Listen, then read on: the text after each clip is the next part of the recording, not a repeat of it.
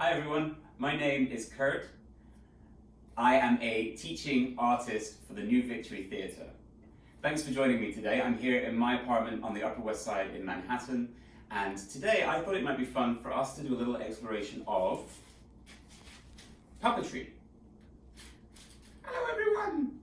This is my puppet. I just made it, and today I want to teach you how to make one too. This is a form of puppetry called bunraku. It comes from Japan, and it's a very ancient form of puppetry. Loosely translated, the word means doll, and sometimes it might be referred to as tabletop puppetry because, as you see, these puppets will also work very well on a tabletop. The first thing for us to do is to make our puppet, and for this, the only thing that you'll need is a grocery bag.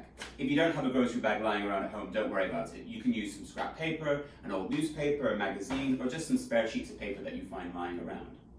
The first thing to do is to cut up your paper bag into some separate sheets, just like this.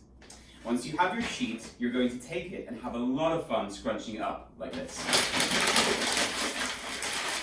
Make one long, thin piece, bend it over, put a twist in for the neck, and you'll find you've made your puppet's head. Take a second piece, scrunch it up, bend it over, and you'll find that you've made the two legs of your puppet. Take the two pieces, and using a lot of sticky tape, attach them together at the neck and at the top of the legs. Just so you can see how I've done on mine here. Once you have that, the next thing to add is the arms. For mine, I used the handle of my grocery bag, but it can be a strip of paper or, again, another piece of paper rolled up like this. You can make adjustments to make sure that you can trim the feet or the legs to be the right length that you like. The last and final thing to add on our puppet today is the eyes. For this, I took two pieces of tape and simply drew the eyes on like this and stuck them on the face of my puppet.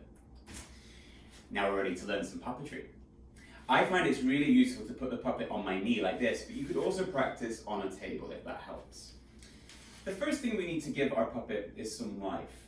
We find breathing on our own super easy and without even thinking about it, but we do need to think about it a little bit when it comes to puppetry. This object is inanimate, it doesn't have any life. So if you take a big deep breath in with me right now,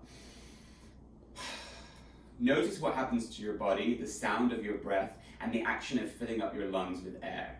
Now we're going to try and put that in our puppet together. Let's practice. Sometimes the sound can really help.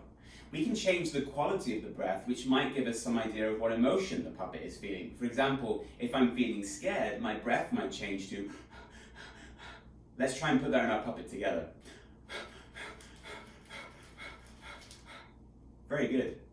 The next thing to practice is where our puppet is looking. This is where the eyes will really help us. Grab your puppet, place it on your knee or the table, and let's practice together making our puppet look at the ceiling. Here we go. See if you can make your puppet look out the window.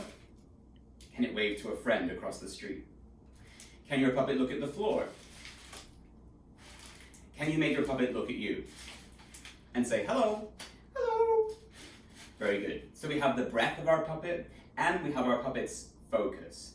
The last and final thing to give our puppet is a sense of gravity and weight. So if my puppet wanted to move from one knee to the other, we could practice that together by going and jump back as well. There we go. Now, the only extra bonus thing you might want to add is the help of a friend. If you have a family member nearby and they want to practice some puppetry with you, you can enroll them as your feet puppeteer, which simply means they will be in charge of making the puppet walk, while you remain in charge of making the puppet look, wave, breathe, and all of the skills that we've learned together today. I hope that you have a lot of fun making your puppet. As you can see, it's super simple. Practice your puppetry skills, and when you have enough of the skills learned, you might want to make a scene, film it, post it to Instagram, post it on Facebook, send it to us at the New Victory Theatre. We'd love to see the stories that you're creating with your puppets. Thank you, take care, see you soon.